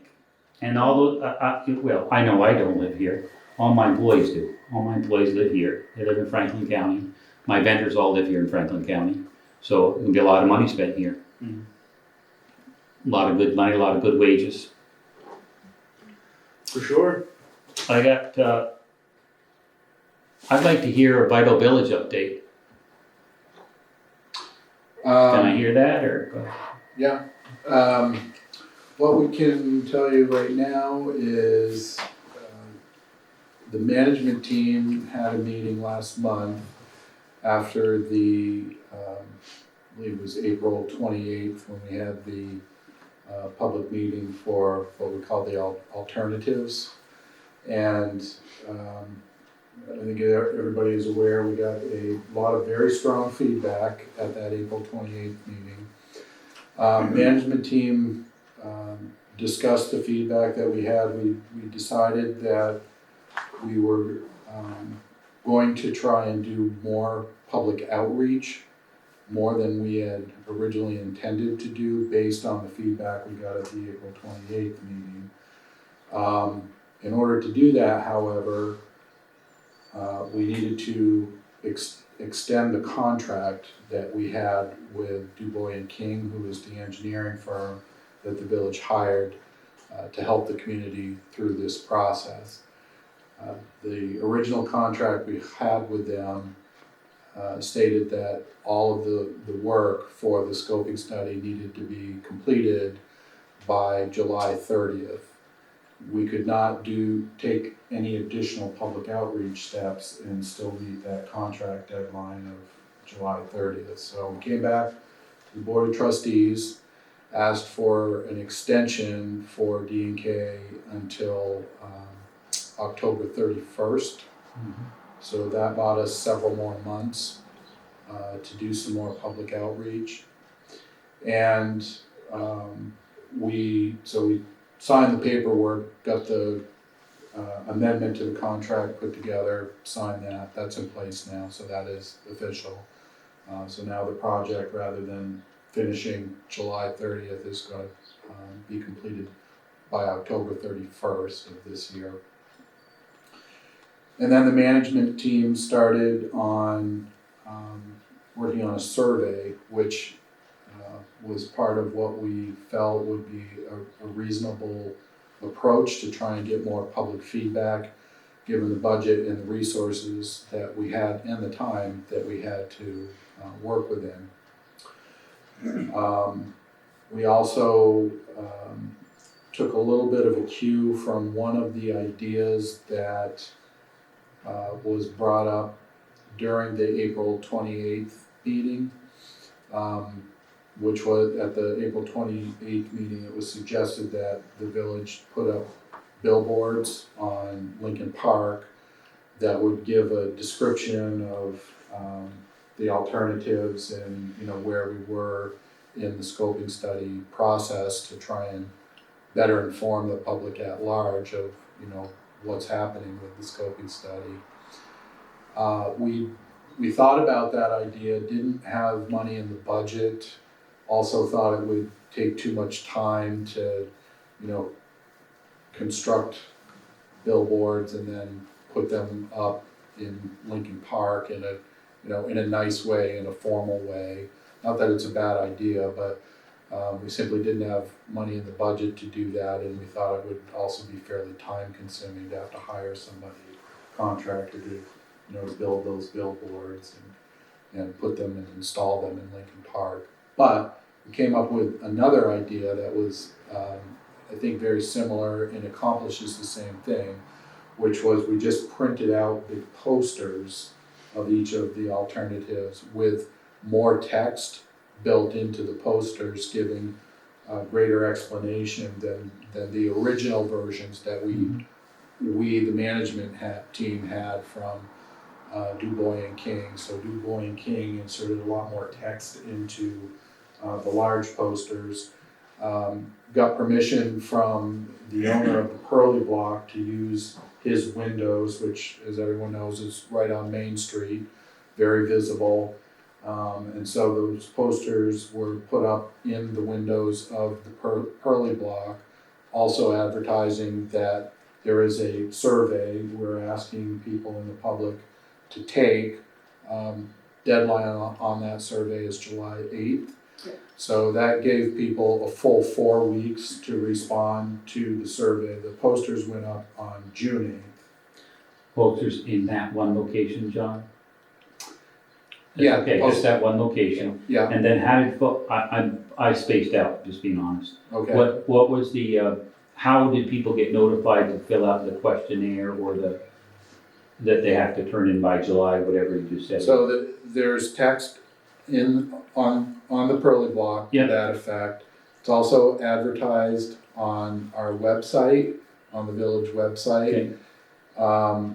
We have flyers out in the vestibule of the village office for Mhm. people to just take and Mhm. distribute as they would like around the community. Mhm. We also gave a flyer it was given to Sandy actually, Sandy Furling, who is one of our board of trustees, but also, I think most people know Sandy's also on the Enosburg Business Association board as well. And Sandy has taken that flyer around to all of the I've been to 41 businesses and had a personal conversation with each of the business owners that I visited. Recommended that they go down to the Pearly Block because the posters are larger and it's much easier to see than on your phone or even on your computer screen. And let them know that, the survey was unanimous, but that we needed as many answers as we could possibly get, and everyone's opinion was incredibly important. And had a really nice visit with everyone, and I think it worked quite well. I put 6 miles on that day, as a matter of fact. Have you It's a good walk. have you gotten responses back? Yes, we have. They're going to D&K, so I don't know, I'm not looking at it on a daily basis. But D&K is getting those responses. I guess it was about a week ago, they had told me they had 16 so far. That was Okay. about a week ago. That's not nothing, that's a number. Yeah, so I assume in the last week they've gotten more than that. So Sandy did a lot of footwork and going around to businesses in the downtown area with that flyer. We also distributed, not poster size, but smaller, letter size versions of the alternatives to members of the Enosburg Business Association. And those people said that they were also going to distribute those smaller versions of the plans to people and businesses in the community, and that they were also going to follow up after Sandy and have conversations with, I don't think they were going to hit every business, but they were going to hit at least some of the businesses that had expressed concern about the alternatives, and talk with them about it and try to get an understanding of exactly what their concerns were with the alternatives. So that's about 4 or 5 different ways that we are trying to do public outreach in the community and get some further feedback from people via these surveys. So on or about the 9th of July, they'll have a handful of they'll have their surveys. And then when's your folks' planning group's next meeting to look at that or talk about that, whether it's Zoom or in person? You know when that next meeting is, John? The next meeting has been set for the end of July. I'd have to look at my book, but I think it's July 20th. I'm just looking at, that's another step, yep, that's fine. Yeah, so we'll basically then be getting the results of that public outreach effort through the surveys. That will give us more data and information, and then the next step after that will be to have D&K come back in, not in a separate special meeting like we did with the December 3rd meeting and the April 28th meeting, but because D&K said their staff is getting too stretched in extending this period another few months, and they've got other projects that they need to start getting into. But they said they could have Chris Sargent come in, who is the lead on the D&K portion of that team, and speak directly with the Board of Trustees about the survey, the results, and so in a way, bring it into another public setting, not a special set-aside meeting, but a regular Board of Trustees meeting, and discuss that with the Board of Trustees. That would be probably later in the summer, maybe August, I'm guessing, to do that.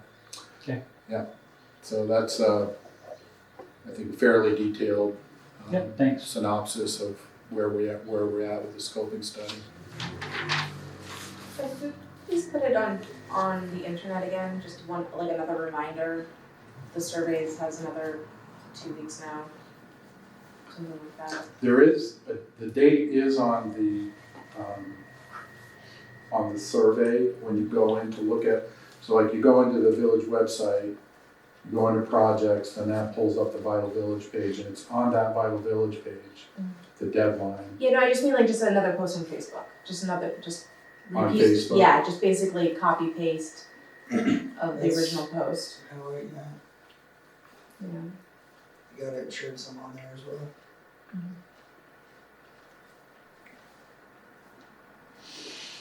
Honestly, I've driven by the Pearly Lock a bunch of times, and the posters have not caught my eye whatsoever. Well, now you need to take that rat rod and park it out in the front. It matches the Right. building nicely, and then you step up there and read those. I'm all You'll for be it, I'm just happy saying, you you did. know, as a I'll person follow you driving home down today. Main Right, Street, yeah. they haven't caught my eye, I haven't Yeah. noticed anything about it.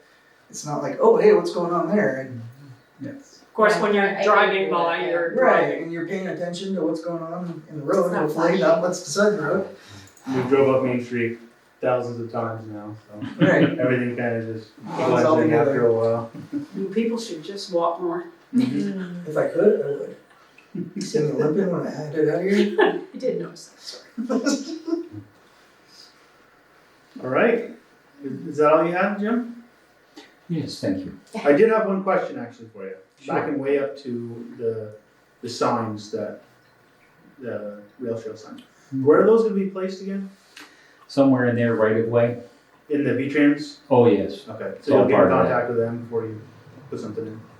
Oh, no, absolutely not. You kidding me? Take me years, months of those guys. Right. They have an agreed upon plan already. V-Trans was money came from V-Trans. Yeah, I know, I know they can be tricky with their rail Yeah. provisions, so. This is Just that big heads up. forgiveness part of life.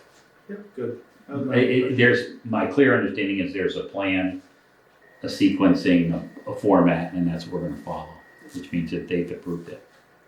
Good enough. Okay. Anybody else have any questions? No.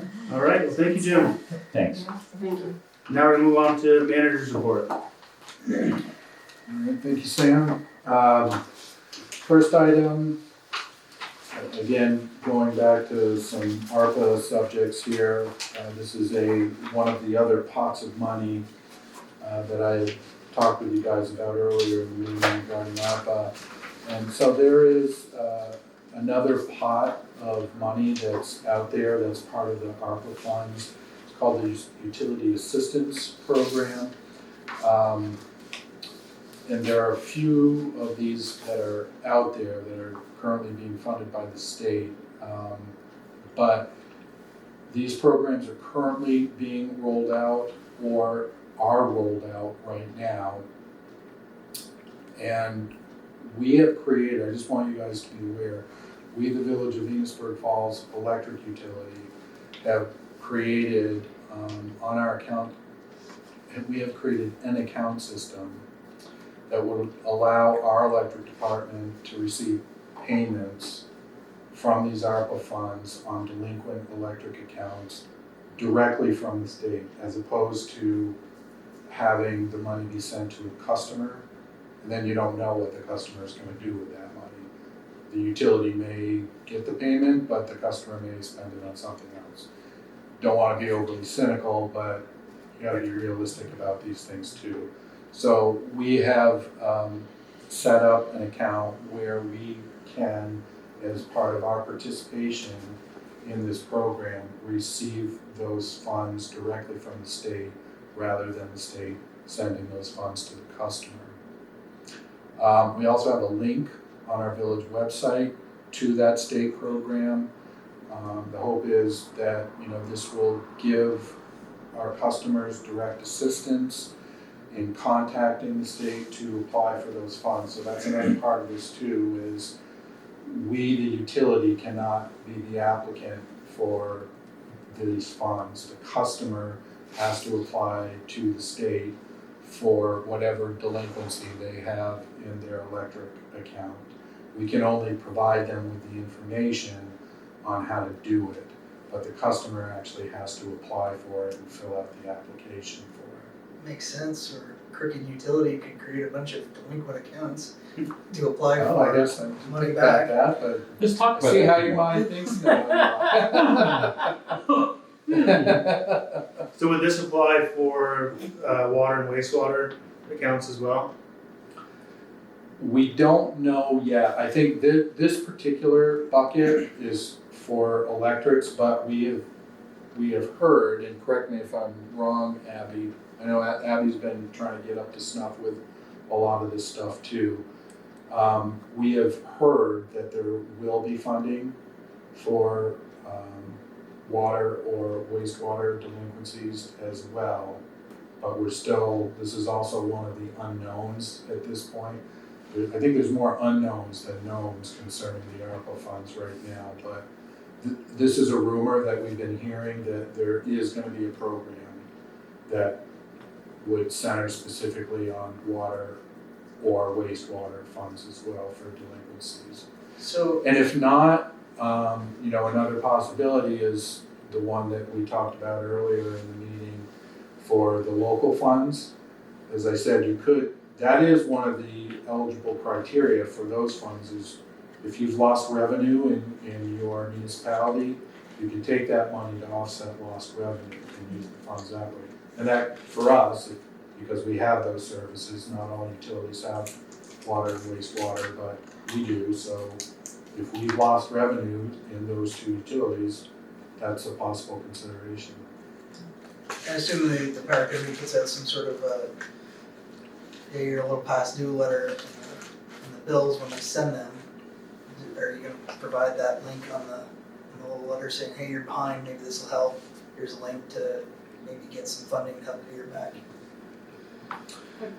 Since we I can't think apply. we already I have. believe, yeah, we already We've have been it. sending out flyers to people for a while now. Flyers, it's on the Facebook page every time there's an update.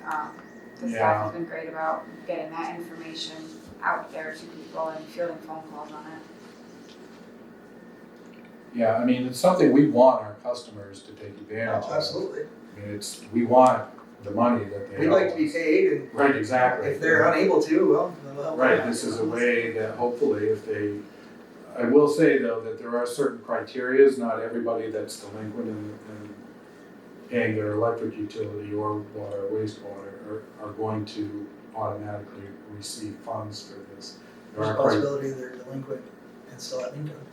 Right, there are criteria that the state government will, measure them against. If they don't meet the criteria, they won't get any funding. If they do, then the utility will get a payment on that. The emergency orders ended, does that apply to your electricity as well? Will you be able to start shutting people off or be? As far as we know, June 30th is still the end date on the moratorium. Right. Now, the state has balked at that before, as we all know, and, even come down to the day before, and then the governor signed another extension. On this specific issue? On electric. On this specific issue? Okay, Yes. yeah. So, we don't know 100%, but what we're being told is this is gonna be it. Mm-hmm. June 30th is gonna be it, and after June 30th, there will not be any more extensions on electric disconnect moratoriums, and we will be allowed to shut customers off. Things will start to filter out. You'll find out where the real things are and where people can apply and get help or they're saying, oh yeah, I'll pay, or I'm done. There'll be a filtering out. You've got my opinion, you've got people in different situations who aren't paying for different reasons. Yeah, I mean, it's, Maybe not. again, don't wanna be, overly cynical, but you gotta face facts sometimes, and, you know, it's definitely a motivation for some people when they know you're gonna come out and disconnect them from power. If they know you can't do it, you're not legally, that's not an option for you. There are some people out there that are gonna take advantage of that and just not pay I the think there's bill no until. repercussions. Right. So we will wait and see come June 30th what happens, but so far we're being told that that is gonna be the final day.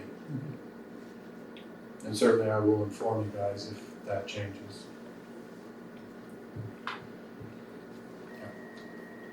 Okay, so moving on, also wanted to just give you guys a little update regarding the no loitering sign request over at the park and ride facility.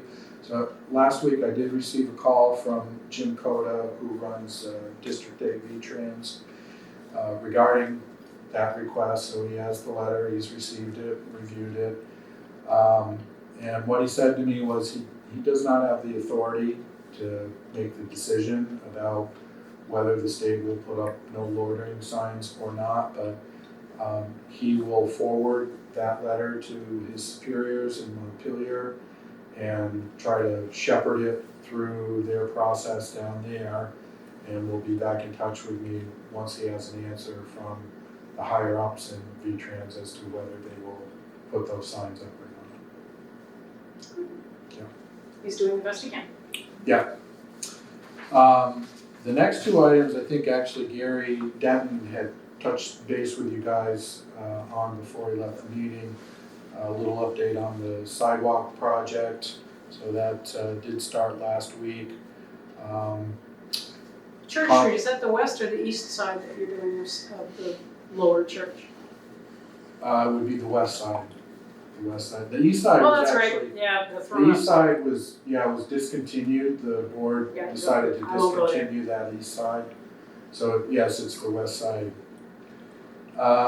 And then again, he updated you on the lighting on the DC 1-1 building, so that was good news. We were able to get that rectified. A couple other things I wanted to go over with you guys as well.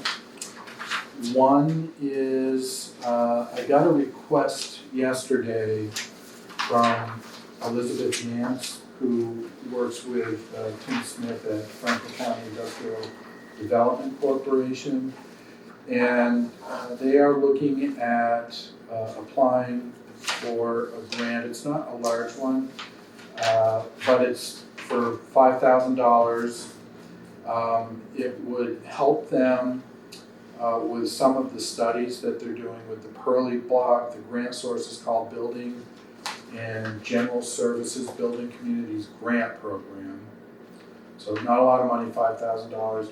And they're just looking for a letter of support from the village of Enosburg Falls for that grant application that they would like to put in, and asking if we're willing to do that. Is that something you guys are okay with, if I wrote a letter of support Absolutely. to Franklin County Industrial for that grant application? Yep. Okay, very good. This is a big deal. So I'll let Elizabeth know. I'll get that put together for her as soon as I can and get that sent over to her. And then lastly, just wanted to let you guys know, and I'll pass this down the table, we got I thought a very nice, colorful thank you letter addressed to the Board of Trustees from the Enosburg Falls High School for allowing them to hold their ceremony on Lincoln Park and also do the parade as well with that. So just a thank you note there written to you guys, Board of Trustees, and thought I'd share that. And both things were very successful. I went through the park maybe an hour after the whole graduation thing was all done. And you wouldn't have known anybody had even been there. I mean, it was as clean as a whistle. It was wonderful. No, not at all. I just want to second that. I sent John and Gary a note a little while ago. Park looks great. You know, you walk. It's beautiful. I go hang out, I have no place to go, so I just go sit in the park from time to time and pine. No, I go to the park, have I have coffee, have a sandwich, where I sit in the park. It's all fresh, it's all clean, it's all orderly, it's just a pleasant place to be. Not all parks are like that all the time. and One of it the is. things that impressed me greatly was the morning that the guys were in the park mowing or doing, no, they were cutting the benches, I think. And I went into the park and there was some horrific graffiti on the sidewalk, on 3 sidewalks. It's a mess. And so I spoke to Kevin, who of course said, well, you know, you have to speak with Kenny, and I went, it's, you know, like this, I can't stay here. And, well, you know, so I said, well, fine, please do. And I went back through the park about maybe 4.5, 5 hours later, sidewalk was clean. So I also called the village garage number and left a message to thank them for so very quickly getting that cleaned up and getting the park looking back the way it should again. It was great. I mean, that's the way that kind of thing should be done, and it was. So I was proud to be able to say, "Ooh, this is good. This is my village." It's good to hear. Great, yeah, thank you for sharing that story, Sandy. Yeah, I think, you know, I think we have a good team here with the Village of Enosburg Falls, and our employees take their jobs very seriously, and I honestly believe every one of them, every day, tries to do the best that they can in their job. You know, they may not hit everything perfect every time, not me either. But, you know, we all come into work every day trying to do the best that we can, so I appreciate your acknowledging that. It was, And it that was a nice very much story. appreciated. I was proud of them. I'm proud of Enosburg. But I've always been proud of Enosburg. Why do you think I'm here? Old as I am. So that was last thing I had for manager's report. All right, thank you, John. All right, next up, other business. Anybody have anything they want to discuss today? Go ahead, Shane. Do we have any results yet from the electronic speed signs? Do you have any feedback? Not that I'm aware of. I know there was a certain amount of data that we could store within it. I can't remember what the timeline was. It would be good to know what it's doing for us. I believe Gary said it's stored 90 days. 90 days, so I think Gary's plan was to, once it reached the maximum data it could hold, he would download that. He's got a program that he can download that data onto his computer. Are we gonna turn And it then around? he's gonna forward that to law enforcement, to Sheriff Lonchevon. Any thought of turning them around? Cause I've observed Yeah, that's Orchard something- Street, Yeah, that's something the board, you know, we're coming up Orchard Street like this, because signs there. right, Sign's not facing me when I'm going down Orchard Street this way. And it Well- just, the difference is unbelievable, so it might be kinda nice to catch them in both directions. yeah, and so as discussed in previous board meetings, the plan was, that these signs would be, removable, and we could relocate them to different parts of the village, and we can also turn them around in the same stand that they have. And I don't know if you guys recall, but well, some of you weren't here when we were talking about this last fall. But the data that we had reviewed regarding these flashing electronic speeding signs said that after about 3 months, the public sort of became numb or immune to the flashing sign, and they kind of stopped paying attention Trying to to it. figure it out, So- like I'm not gonna get a ticket in the mail because Right. it's flashing. But it didn't make sense anyway from the, you know, the research and the data that we read about this to leave them completely stationary in one place anyway. The data seemed to suggest that you should move these signs around in Element of different surprise. parts of your community. So I think the plan was, you know, every like 3 months or so, we would move them to a different location. Excuse me, or we can just turn them around, as you suggested, Sandy, the other direction as well, because that's a different. That Yeah, particular people. street is unique. And I don't live on that street. I don't live there, but It's a long But I would also straight really away. like to see some data. It's for a road. Like the streets within the village, just like seeing the cars that are very obviously not doing 25. Yeah, And Gary did do a survey about the streets, and there are many streets within the village that don't have speed limits. I have a list. I walked around the next morning and counted them all. yeah, there were more than, I was surprised that, I mean, it's not a ton, but I think to me at least, he identified 7 streets that didn't have speeding signs on The them. bulk are on which Church is- Street. Which is more than I realized. Church Street has some. I said the bulk are on Church Street. Oh, Both the signs. None on Depot, none on Pleasant, yeah, I think it was 7 streets that he identified none to on me. Main. Now, they're all, you know, kind of in the central part of the village, so there are speed limit signs around Yes. these streets, and a reasonable person, you know, you're coming off from, you know, whatever, Missisquoi Street, turning on into Archambault.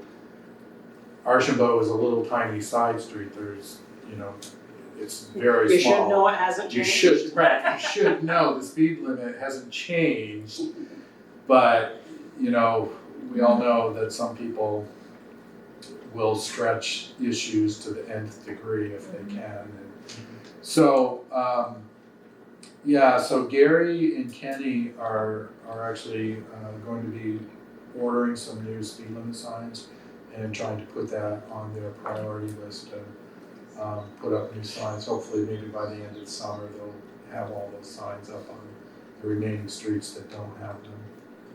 Those, the lighted signs must have been up for almost 90 days now.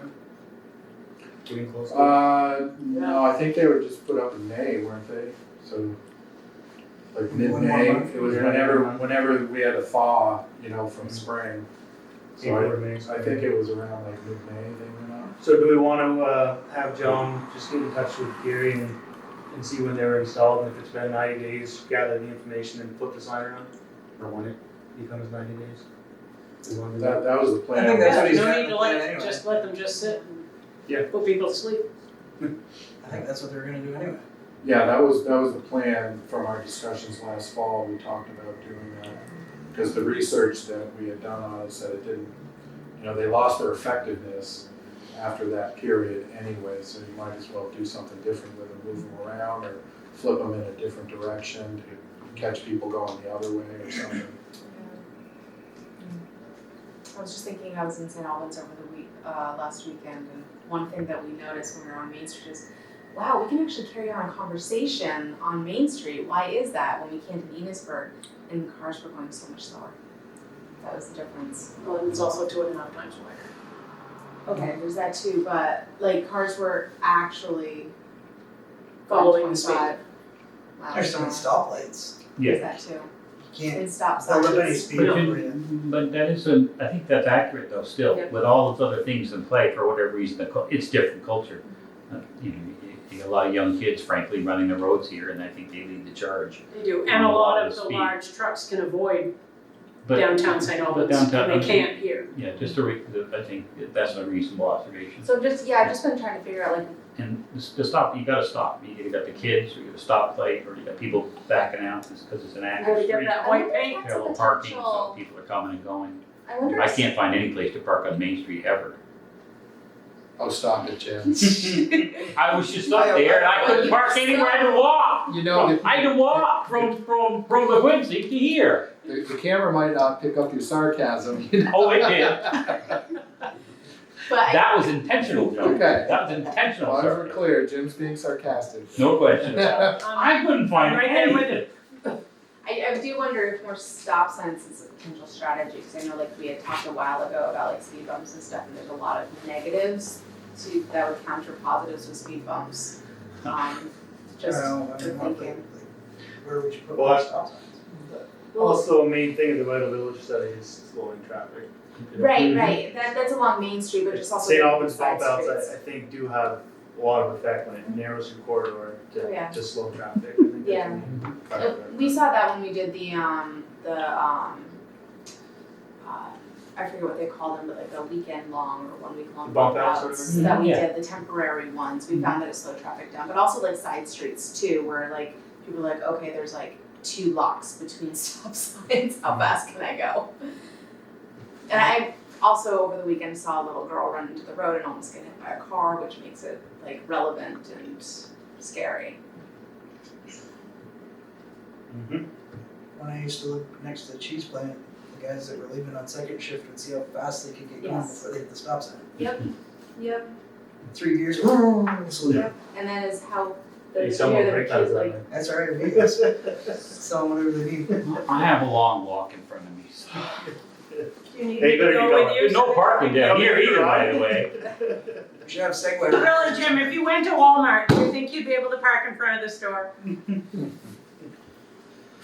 All right, we'll let Jim get There's out my of here. Any other sarcasm. business tonight? It's really good to see you all. I mean that. It's really good to see you all. Thank you, Jim. Yep, okay. Have a good night, Jim. Welcome home. Yeah. Have a good night, Jim. Not until you walk home. All right, any other business? Hearing none, I will entertain a motion to adjourn. I'll move we adjourn. Taylor first, second that. Heather with a second. All those in favor of adjourning, say aye. Aye. Those opposed,